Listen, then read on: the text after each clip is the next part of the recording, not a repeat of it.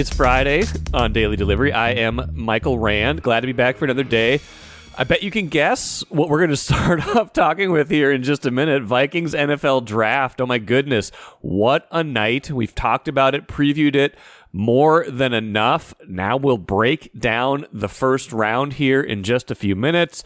What a night for the Vikings. I would say it was about as good as it could go, especially compared to how some of the mock drafts were suggesting things might go. Bobby Nightengale Jr. from the Star Tribune will chat with me in just a few minutes here, too, on the Twins. Sweep of the White Sox. 4-game sweep of the White Sox.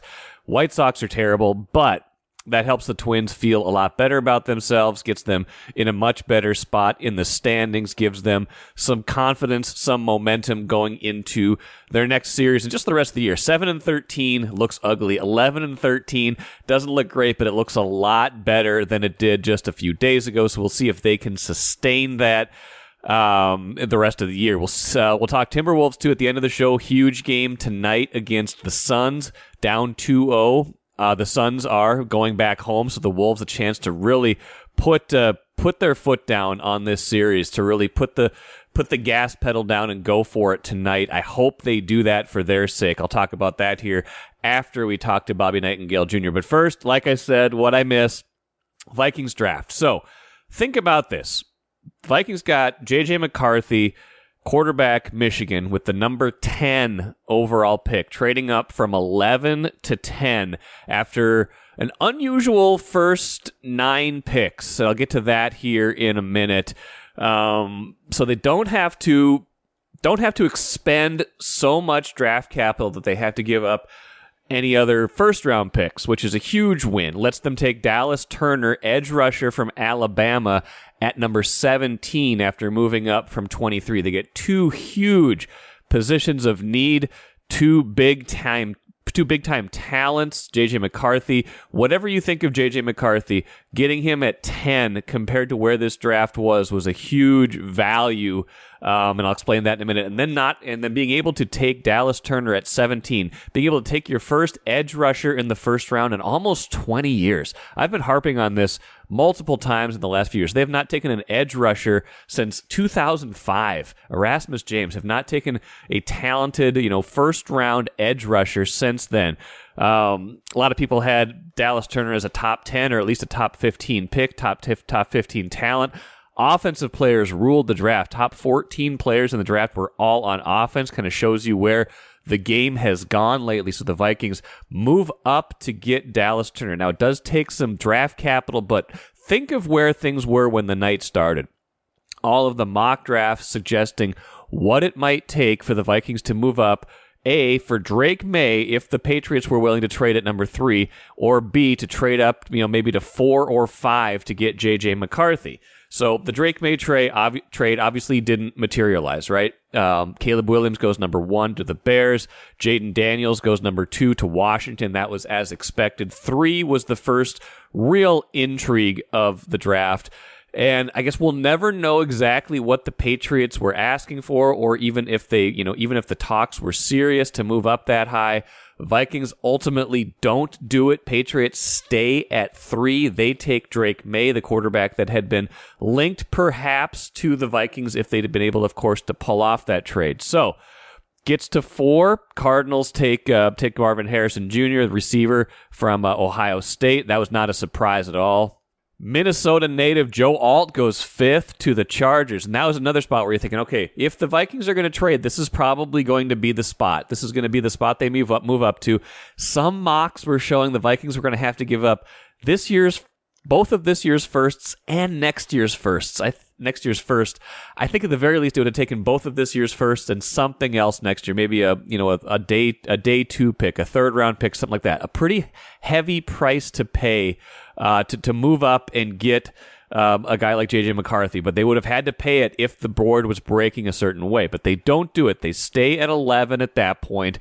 Then the Giants turn on the clock. They take Malik Neighbors, wide receiver for LSU. Now that was a scary point if you were the Vikings or if you were a Vikings fan, because you're sitting there and you're thinking, okay, Giants at 6, They've already got Daniel Jones, but they can get out of his contract after next season if they want to. Are they going to start over at quarterback? They don't. They go wide receiver. Alabama offensive tackle J.C. Latham goes 7th to the Titans. Then the first real shocker of the draft, Michael Penix Jr. goes 8th to the Falcons. Kirk Cousins signs a 4-year deal, $100 million guaranteed, $180 million total value in the offseason to leave the Vikings, to go to the Falcons, to feel like maybe he's going to be the guy there for the long haul. Maybe he can retire there. Next thing you know, they draft a quarterback like barely a month later. I cannot believe this move. His camp is said to be perplexed. They knew that there was the possibility that Cousins' successor could be drafted in this draft, but they thought maybe it would be later. They don't understand why Atlanta, which seemingly is going not all in, but is seemingly making a push to be in the playoffs this year, wouldn't use the number 8 pick on a player that could help them right now. So that's a shocker. That is a huge kind of pivot point in this draft, a huge kind of moment for a former Viking, Kirk Cousins, and kind of sets up the rest of the board. You know, Romeo Odunze from Washington, wide receiver, goes 9th to the Bears. Bears, by the way, cleaning up. Caleb Williams and get their wide receiver, and they already have all this offensive talent. They are going to be a force to be reckoned with next year. So that will be something to watch. All these teams in the NFC North could be formidable next year, but that's a story for another time. You get to 10, the Vikings are just one pick away from maybe just having J.J. McCarthy fall to them, but you also got the Raiders at 13, who are probably panicking now because they were linked to Michael Penix Jr., thinking, hey, maybe if Penix Jr. is going to fall all the way to us at 13. He's, projected to go late first round, maybe second round on a lot of draft boards, things like that. Goes 8th, so the Raiders, you got to watch out for them, maybe making a trade up into that 10 spot. Vikings make a trade with the Jets into that 10th spot and then take J.J. McCarthy, 10th overall. First time in their history they have drafted a quarterback in the top 10. So there you have it. They get J.J. McCarthy, don't have to give up a ton to get him, and that is huge, right? The Vikings have to trade a 4th and 5th rounder. They also get a 6th rounder back in the deal. So think about where we started the night with the Vikings maybe having to give up 3 first-round picks, as much as 3 first-round picks to get McCarthy, maybe more than that to get Drake May. Instead, they don't even have to give up another day 2 pick, not even another day 1 pick for sure, not even another first-round pick, not even a day 2 pick to get J.J. McCarthy. That's a huge win. Allows them to then make a trade up that's maybe a little bit bold, gave up a lot of capital to get Dallas Turner at 17. But if you look at it and you're thinking, okay, talent-wise, what are they going after here? They're going after premium positions. They're going after guys who look like they have top 15 grades in this draft. J.J. McCarthy and Dallas Turner, getting 2 of the top 15 players in a draft at positions of huge need, maybe the 2 biggest positions in the NFL right now, pass rusher and quarterback. If you consider that, it's a huge win. It's a huge win from where they started the night. It's a huge win for the franchise. It is, like I said going into it, could be the biggest draft in their history in the first round, just in terms of what's at stake, what they've talked about doing. Didn't end up having to give up so much. Still have next year's first-round pick. I know they only have a few picks next year. Kwesi Adofo-Mensah saying, hey, there's ways around that. They're probably going to get a compensatory pick for Kirk Cousins signing in free agency, things like that. There's going to be stuff coming to them. You can always move down the board next year because you still have your first-round pick, things like that. Add future picks, add future value, things like that. So I'm not so worried about that. They have to be ecstatic that they were able to keep next year's first-round pick and still get 2 players like that. So as far as I'm concerned, even if they gave up a little bit of extra value to get Dallas Turner in that trade, it's a huge win from where they started the night. Got their quarterback, got an edge rusher too. Didn't have to give up that other first-round pick this year or next year, and now they can get to work on trying to make this thing a success, a long-term success going forward. Now, one extra interesting wrinkle It was reported on Thursday that the Vikings were one of two teams that had inquired about trading for Justin Herbert. And you remember the Antonio Brown tweets about a week ago talking about trade possibilities with the Vikings and Chargers, saying it was close to a done deal. That doesn't sound like it was correct. However, it does sound like the Vikings at least inquired about the possibility of trading for Justin Herbert. Were shot down pretty quickly. The logic there being that, the Chargers may be thinking about starting over with Jim Harbaugh, and maybe Jim Harbaugh would be interested in drafting his former Michigan quarterback, J.J. McCarthy, who is now, of course, the Vikings quarterback. So keep that in the back of your mind. Keep in your mind what is going on in Atlanta with Kirk Cousins and them drafting Michael Penix Jr. I mean, he's got 2 years guaranteed. Like they must be doing the Packers plan right now. They must be going the Jordan Love route, the Aaron Rodgers route, where they're thinking, okay, let him sit for a couple of years. We're just going to eat that part of the rookie contract. Let him be ready to go after 2 years. So it sounds like this is maybe just 2 years for Kirk Cousins in Atlanta. That could be it for him. We'll see. Fascinating. That was the fascinating part of this draft. It kind of upended that part of the draft. Vikings still get their guy. Raiders get shut out of the quarterback market. They've got to be wondering what's going on. But just a fascinating night. It's always fun, right? It's always a fun night. It's always crazy. This one, no exception. Let's bring in Star Tribune Twins writer Bobby Nightengale right now. Bobby will be covering the series out against the Angels starting Friday. But Bobby, 4-game sweep for the Twins of the White Sox. White Sox are historically bad. Let's just put it that way. Right now, at least 3-22 now after the Twins beat them 6-3 on Thursday. The Twins were 7-13 before this series started, 11-13 now. What, if anything, do we learn from these 4 games versus the 20 that preceded it? Yeah, I mean, I don't know if you can look at it all individually and say, like, the offense is fixed, definitely. And, like Chris Paddock pitched 7 shutout innings. He's definitely fixed. And, I don't know if you can make grand proclamations based off just sweeping the White Sox. But they did sweep the White Sox. I mean, I don't think you can take sweeps for granted. It definitely would have been disappointing if they didn't win the series. But winning all 4 games, one of them in a walk-off fashion, I don't think that is a negative thing. So, but I do think you can take away. I mean, the team wasn't going to hit 190 for forever. Sure. At some point, the offense was going to have to wake up. I do think that they've made some adjustments in terms of they're not striking out quite as much, other than Eric Fatty made them look bad the other day. But strikeouts have been down probably for the past week, 10 days. Some guys are looking better, like Edward Julian hit 2 homers in the finale against the White Sox. He had a good series. So, I mean, I do think there's positive things to take away, that if it continues in Anaheim, they play the White Sox again next week. That I do think there's some positive momentum building for some guys for sure.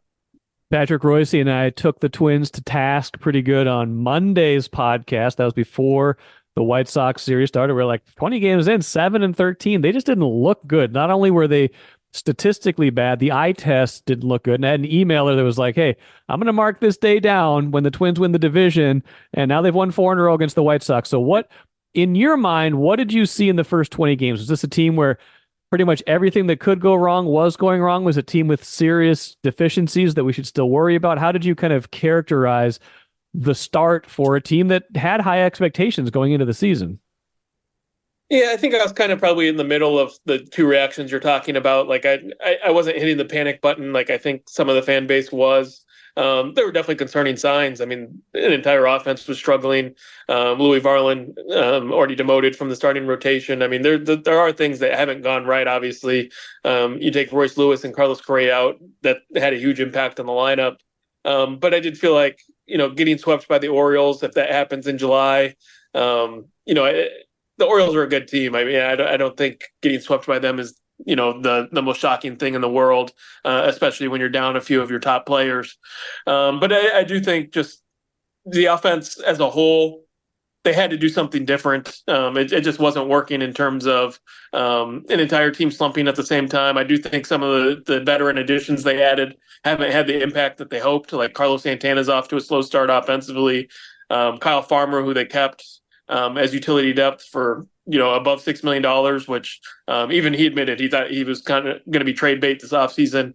Hasn't got off to the start he's wanted at all. And he's still struggling. So I mean, there are guys that I think the veteran depth, the guys that they were hoping to step in, and maybe they weren't expecting him to be like Willie Castro as your starting shortstop and Kyle Farmer as your everyday third baseman. I don't think they were ever planning for that to happen, but those guys were supposed to be able to fill in a little bit better than they have been. Santana the same thing, and they have struggled. I do think Chris Paddock, his last start was standing. His first three starts, I thought that was concerning, just in terms of there are really high hopes for him to kind of fill that Sonny Gray void. Louis Varland, I mean, you knew there was going to be kind of a learning curve. Can he take that next step as a starter? That was always a question. I feel like Paddock was kind of viewed coming into the season more as like a sure thing, like he's healthy now, he should be pitching great, and he's having trouble striking guys out and finishing at bats. So I thought that was probably the more concerning part of the starting rotation, but I wasn't ready to just hit the panic button yet, just because of the schedule they had. Simeon Woods Richardson had a decent outing Thursday. I think 5 innings, gave up some hits, but only 2 runs. Gets them to the bullpen, gets them another win. He had a really good outing, in that doubleheader that kind of stabilized things, at least temporarily, when they were in Detroit. How much should he be counted on at this point? I mean, obviously they need him, but how much should they count on him? I mean, I think he's an okay 5, especially with his velocity ticking up. You look at kind of the other starting rotations and all the pitching injuries around the league. I don't think there's any team like the Twins last year, I think, felt like they had luxury starting depth. Being able to start the year with Bailey Ober and Louis Varland in AAA. There just aren't many teams that have that luxury this year. And the Twins aren't one of those teams again either. So as a 5 starter, I think he's doing fine. He's performing kind of as expected. He's going to have his ups. He's going to have his downs. He's not going to be your most consistent guy, but as long as he can give you 5 innings and give you a puncher's chance to win, I think that's kind of the expectations for him. And, that was kind of the expectations for Louis Varland too. And he struggled the way he did, especially throwing strikes at the end there. So, depth is going to be a concern if there's a ton of pitching injuries. They haven't had that yet. But if everyone's healthy, if Simeon Woods Richardson can kind of carry this velocity going forward, no reason why he can't be a capable, competent fifth starter.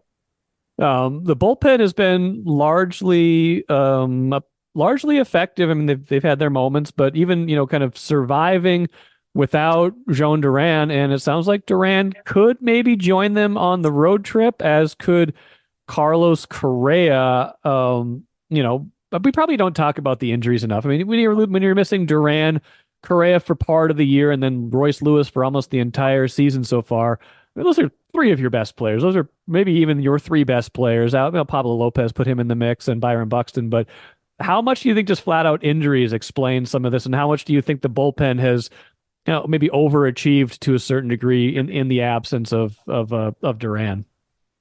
I mean, they had high hopes for the bullpen coming into the year. The bullpen's so volatile that I don't know how much you can always read into that, but pitching the way they have without Duran, without Justin Topa, Thielbar hasn't been great since he came back from the injured list, but pitching without him for half the time so far, I've thought it stood up well. I mean, Griffin Jackson has been as good as they could have hoped. Brock Stewart's been lights out like he was last year. And Brock Stewart doesn't have like a long track record of this. So, I mean, I think people kind of assumed he'd be dominant. But we'll talk about a great sign seeing that. Cole Sands has been better than probably expectations. Cody Funderburk's been solid. So I do think the bullpen's stepped up in some absences. You add Joan Duran back, that moves. You can have Brock Stewart in the 7th inning, Griffin Jackson in the 8th, Duran in the 9th. And if it's Duran like usual, I mean, that's a pretty huge punch the last 3 innings when you have a lead. So I do think that group stepped up, and injuries are a part of it. I mean, you look around the league, there's been a lot of pitching injuries, and the Twins have been fortunate that hasn't really sunk them kind of the same way. Like I look at like the Guardians, Shane Bieber's lost for the season. Yeah. Gavin Williams, I just read, is getting shut down for a little bit. Tristan McKenzie, his elbow's not responding well, and he's talking about he may have regretted not having surgery last year. So you look at that. I mean, if the Twins were down 4 starters, where would their season be at, like some of these other teams? So I do feel like, yeah, it's played a part. It's obviously affected their offense. They're not the same when you take out Carlos Correa, who's hitting well at the beginning of the year. Royce Lewis brings that energy, but I do feel kind of like it's their injuries have been kind of in line with some of the other teams, just in different spots. My sense with the pitching injuries is that it's a lot of the guys who are, everybody's maxing out on velocity. They're stressing their elbows in certain ways with sweepers, breaking balls, things like that. The players want to say it's the pitch clock, and there's probably not enough body of evidence to know one way or the other on that. What do you make of this? I know it's not a brand new phenomenon, but it feels like it's been particularly acute in 2024. And I know we've written about it already this year with just the proliferation and kind of talking to some of these Twins players about it. I mean, I think it's just guys pushing their bodies to the max. I mean, you're throwing as hard as you can. You're trying to get the nastiest breaking balls. You can talk about, the sticky stuff isn't there anymore. The pitch clock, everything probably factors in a tiny bit. But I think it's just guys are doing more than they ever have and pushing their bodies to limits. And you know what? I mean, some guys are taking that risk. They know they're taking that risk, and they're okay with that. If that's the chance to get to the big leagues, if that's your chance to earn a big contract, it's hard not to say, if I lose a year for Tommy John, but I have 3 great years in between, why would I not take that risk compared to throwing a little bit softer and maybe not? I mean, I remember talking about, like, Rocco Baldelli kind of mentioned it. Like, look at Simeon Woods Richardson when he wasn't throwing as hard last year. He got hit around at AAA. Yeah. And now you look at him, he added 3 miles an hour. And now he's having success at the big league level. I mean, it's such a fine line, velocity, and how much it makes your stuff a little bit better. But for guys, it's hard not to take that risk when the rewards are, guaranteed millions of dollars. It almost feels like this performance enhancing drug scandal that, the steroid era, but clean. I'm not saying these guys are juicing to do it, but like the risks they were taking back then in order to, try to hit home runs and make it to the major leagues. Yeah, I mean, I always think it's kind of like the same trade-off, right? I mean, that was kind of the calculus in their heads is, if you don't take steroids and you fall behind, you're clean, but you may not have the success that you would have. And, this is clean, but you look at kind of the same risk. I'm risking my elbow injury to have more success as a pitcher. And, a lot of guys know they're making that trade-off. A lot of the Twins pitchers have had Tommy John surgery in the past. So it's one of those, I think you just have to live with the risks. I think it's too hard to put the genie back in the bottle, and teams are going to say, we're going to prioritize pitchers who don't throw as hard and stay healthy. Just because you look at, like, the college game, a lot of college pitchers are throwing 95 plus. Now you see it in high school where guys are throwing 90, and it's not like the craziest thing in a community anymore. Right. So, it's just velocity is king at every level. Well, and everybody knows how to get it now. It's not like it's automatic, but there's all these, places you can go, specialty places that show you, repeatable mechanics and how to, build strength, stuff like that. I don't think it's going to get better in terms of the injuries at this point, because you're right, the genie's kind of out of the bottle. If you can perform better, people are going to keep pushing their bodies to the limits, I would imagine. But yeah, it's an interesting topic, and we'll see if they can stay healthy on that front. A few more things for you, Bobby. One, Royce Lewis, obviously, he's missed all but 3 innings of this season. Maybe we'll see him in a few weeks, a month. I mean, he says he feels good. I'm sure he always wants to play, but how much has he shown his worth just in his absence right now? Because it just felt like that took the wind out of their sails at the start of the year. Like he's such an production-wise, but also emotionally, he's such a big piece of what they do already, even after like 259 regular season plate appearances. Yeah, it's funny when you kind of look at his stats page, you kind of forget how little experience he has, but he's been so clutch in his career, and I just don't think you can replicate that. I mean, I know there's, people who don't believe that players are clutch, and it's just kind of a chance thing. But you look at it, every time he's in a big situation, he comes back from an injury, he homers. He goes in the playoffs, he hits 2 homers in that game. He homers on opening day. He just lives for the big moments. And not having that in the lineup, that kind of sucked the wind out of their sails. So you see it a little bit. I mean, like Max Kepler comes back from the injured list. That was an automatic boost. I wonder if Carlos Correa will kind of have that similar impact if he's back in the next week. It's just, I don't think you can replicate just the guys that are proven. And I know it's kind of silly saying proven for a guy that's played under 100 games in his career, but he's proven he can step up in those moments and is willing to take the big swings. And talking to the pitching staff too, they're like, there's something different when he comes to the plate with the bases loaded. Like you just assume 4 runs are going to come across, where that's not the case with everyone else. And the Twins have been so bad hitting with runners in scoring position this year. You just wonder, if Royce Lewis was around, how much of a difference that would make. Royal Credit Union's Smart Checking accounts offer no monthly fees and no minimum balance.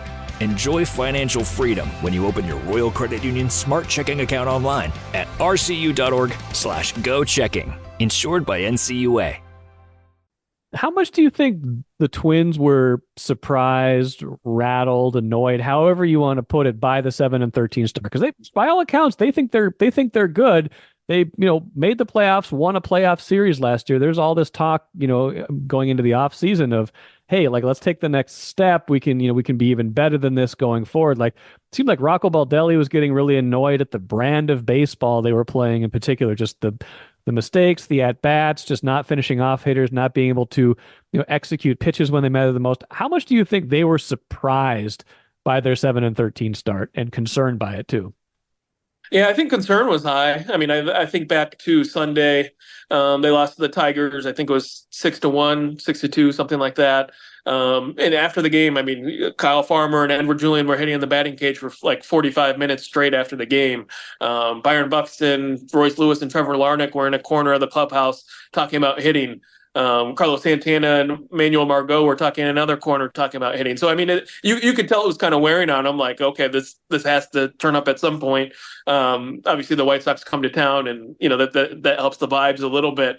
But I do think concern was kind of growing in terms of being like, okay, we can't just keep saying it's early. We can't just keep brushing off saying, we made the playoffs last year. We can assume we're going to make it again this year. So I do think it was growing. I do think there was some surprise the offense started off as poorly as it did. That's maybe where the injuries, you take away Kepler, you take away Correa, you take away Lewis. By most metrics, that's probably 3 of your top 4 hitters, 3 of your top 5, however you want to do it.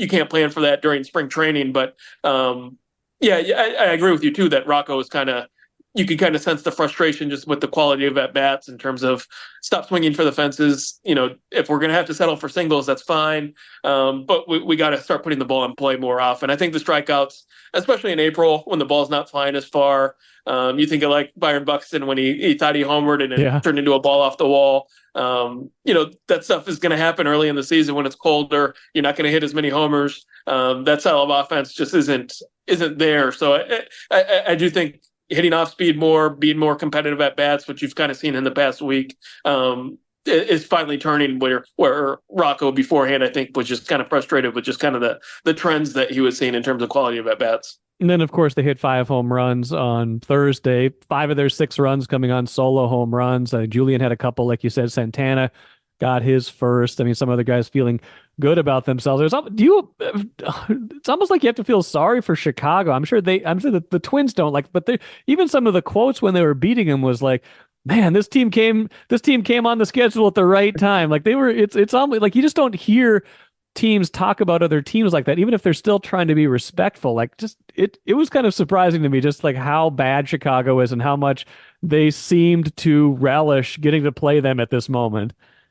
Yeah, I mean, it's sharks in the water. I remember, I covered the Reds 2 years ago, and they started off 3-22, same record. And I brought it up to Kyle Farmer the other day, just saying, how much do you remember? And he's like, we were 3-22, and completely like wiped it out of his brain. But I remember, I mean, it was kind of the same thing. I mean, the Reds that had during that 3-22 start had a week where they didn't have a lead for one inning that entire week. So you can tell when other teams, I mean, when they're struggling, they're ready to pounce. But Rocco Baldelli got kind of asked the same thing, like, is it nice that you're playing a struggling team like this? And he goes, hey, we're struggling too. Yeah. It wasn't like the Twins entered the series in a great spot. So, just you gotta pounce when you can. The walk-off win, I felt like was a huge thing. Me too. Had they lost that game with Pablo Lopez was struggling, got through 4 innings, and velocity was down. That could have been not a turning point in the season, but kind of a way to deflate kind of the momentum, and being able to get a win there, I feel like kept the sales high, and we'll see how far they can take it with Angels this weekend and then White Sox again next week. Should there be any level of concern over that Lopez start and just the velocity being down, or was it just maybe a one-off where he had a bad inning and had to expend a lot of energy? He threw 38 pitches that inning, and that's what he kind of attributes it to. So I think you kind of have to take it at face value. Obviously, if there's an injury to Pablo Lopez, I mean, that's probably as impactful as Royce Lewis out of the lineup for the rotation. So that'd be terrible news. But he still struck out 3 guys at the end of that inning, even with diminished velocity. So he said he felt fine physically. Rocco Baldelli afterwards said there wasn't anything concerning besides the fact that he had a rough outing. So, fingers crossed that he'll make his next start and everything's okay there. But I always think that there's got to be a touch of concern, just all the pitching injuries these days when you see velocity down.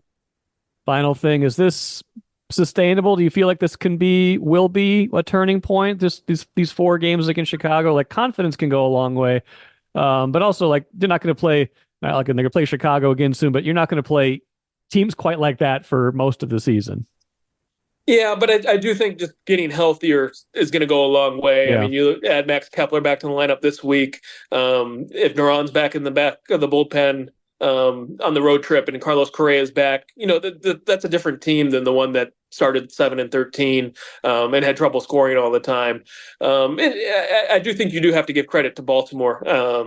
I don't know how many wins they'll finish this season with, but if they were in the Central, they'd be pretty heavy division favorites. I mean, that's a great lineup, and they didn't even have to face Corbin Burns, the Twins themselves. So I just think the timing of that sweep just came at a bad time. Say that they got swept early in the season and then kind of played 500 from there on out, where they're winning 2 or losing 2 against the Tigers. I don't feel like it would have been as panicked. And the urgency would have been as high, but I just think they're getting healthy. They're feeling better about themselves. Playing the White Sox, like the players say, probably did come at the right time for them just to turn a corner, at least mentally, a little bit. So, but this is still an offense that I believe in. Edward Julian, when he's right, Alex Kirilloff, Max Kepler, Carlos Correa. I mean, those guys are all solid hitters. And if Trevor Larnach turns into something, kind of what Matt Wallner gave him last year, if Carlos Santana starts looking like he used to, that just rounds out the lineup. For sure it does. Well, follow Bobby's coverage out on the West Coast. Bobby Nightengale Jr., appreciate you hopping on, and we'll talk soon. Sounds great. Thanks for having me. Good stuff from Bobby, as usual. One thing to consider, as bad as the White Sox are, 3-22, the rest of the AL Central looks better so far this year. Guardians 18-7 despite all those pitching injuries. That is huge for them. They're 6.5 games up on the Twins right now, leading the AL Central. Royals not too far behind the Guardians, 16-10. Tigers 14-11. So there is that pushover still. There is the White Sox just sitting there, but the rest of the division looking better this season. That could play a role in what you think of the Twins going forward. Can they compete in a meaningful way in the division if there's multiple teams that are good this year, as opposed to last year where there were not any good teams at all, really, aside from them eventually. So keep that in mind. The AL Central looking better so far this season. What will that mean? And again, a lot of those teams have already beaten up on the White Sox too. Poor White Sox, 3-22, already 15 games out of first place. Here it is, April 26th, 15 games out of first place. Imagine feeling like that. Imagine feeling your season's over in April. It was kind of feeling like that for the Twins just 4 days ago. Not anymore. You feel a little bit better about things now. We'll see if they can sustain that when they play the Angels tonight. Speaking of tonight, let's finish with the cooler. Timberwolves at Suns. Here's my thought for that. There were 3 teams in the NBA that played 3 games in the NBA on Thursday. All 3 of them were 2-0 series leads for the higher seed, the favored team, the team that had already had the 2 home games going into it. Timberwolves need to treat this game like the Nuggets treated their game with the Lakers. Nuggets prevail 112-105, take a commanding 3-0 lead. You cannot treat this game like it's expendable, like you don't have to have it. This is a game that can change momentum in the series. Treat this game like it's a meaningful game. Treat this game like it's one you have to have, just like the Nuggets did in really taking control of that series with the Lakers. Don't treat it like Cleveland did. Cleveland gets routed 121-83 by Orlando. And maybe this is what they call a gentleman's sweep. You lose game 3, they come back stronger in game 4, win, and then win game 5 back at home. That could certainly happen, but I don't want to see the Wolves mess around like this. I certainly think the Knicks were trying to win. They just got beaten by the 76ers last night, so that series 2-1 as well. But it looks like Cleveland kind of treated this game like it was expendable. Denver didn't. You can tell which team is a defending champ and which team is not in that scenario. So I will be curious to see how the Wolves come out, how they treat this game, how they treat being in the catbird seat, but nothing is won yet. Nothing is won right now. If you lose tonight, then the pressure, there's still pressure on you to win that next game, to have to get that series lead, to win a road game at some point. Might as well be tonight. We'll see if they can get that done. Speaking of done, that'll do it for me today. No Vikings picks today as far as we know, unless they trade back into the second round somehow, second or third round. They don't have a second or third round pick, so be a pretty boring day for the Vikings in the draft, but plenty of other draft stuff coming up. We'll see what else they do over the weekend. Royce and I will have plenty to talk about on Monday. Until then, I am Michael Rand. Have a great rest of your Friday. Back at it again in a few days.